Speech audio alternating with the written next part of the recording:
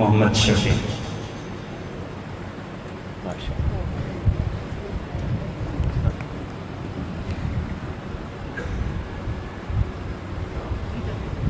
الحمد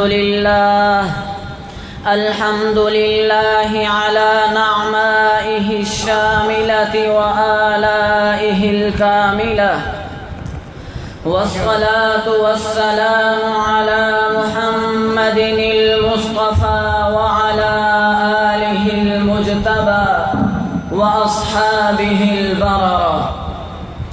أما بعد، اليوم أريد أن أقدم أمام ساداتكم كلمات وجيزة حول مناسبة ذكرى مسيرة الثور لاستقلال باكستان، وأوجه تحية طيبة مباركة إلى ضيوفنا المبجلين وإلى رئيس الجامعة وأساتذتي الأفاضل وإخوتي الأكارم.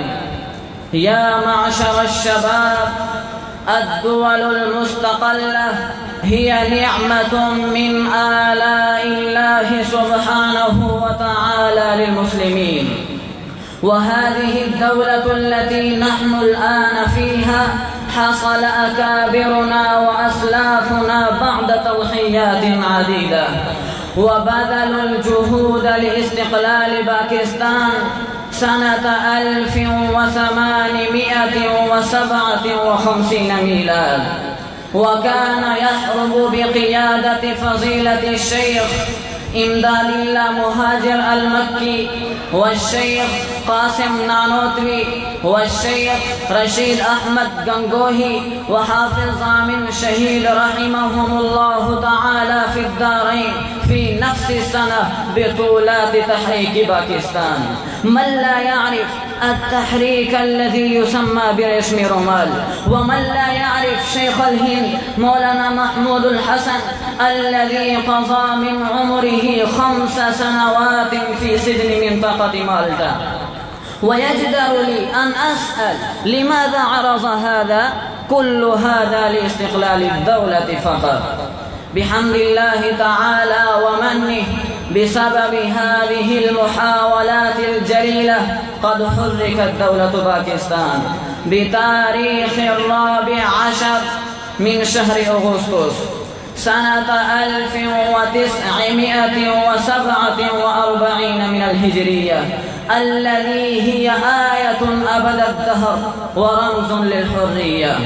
يا محب الوطن، إن العلماء قد قاموا بالقائد الأعظم محمد علي جناح في تحريك هذا، فلأجل هذا انتخب القائد الأعظم محمد علي جناح الشيخ شبير أحمد العثماني أولا لعلو لواء باكستان.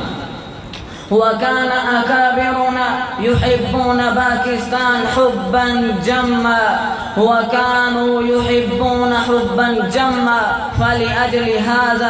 فلأجل هذا حركت دولة باكستان، ويدل على حرية باكستان تضحياتهم.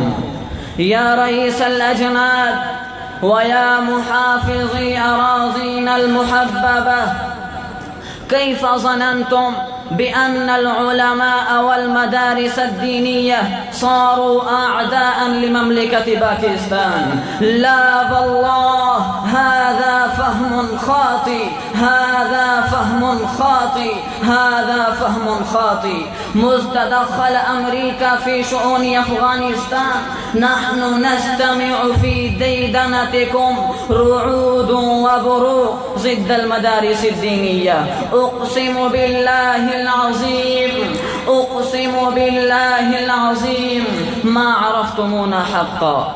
نحن من أحبة هذا الوطن العزيز، ونفدي بالروح والدم على عصمة الأرض المطهرة، فلذا ستجدون العلماء معكم كالبنيان المرصوص لمحافظة هذه البقعة المباركة، فلذا يجب علينا أن نعزم كلنا بمحافظة باكستان، والله نسأل أن يوفقنا لهذا. نفدي بالروح والدم على عصمة الأرض المطهرة، نفدي بالروح والدم على عصمة الأرض المطهرة باكستان. والسلام. ما شاء الله ما شاء الله، شاباش.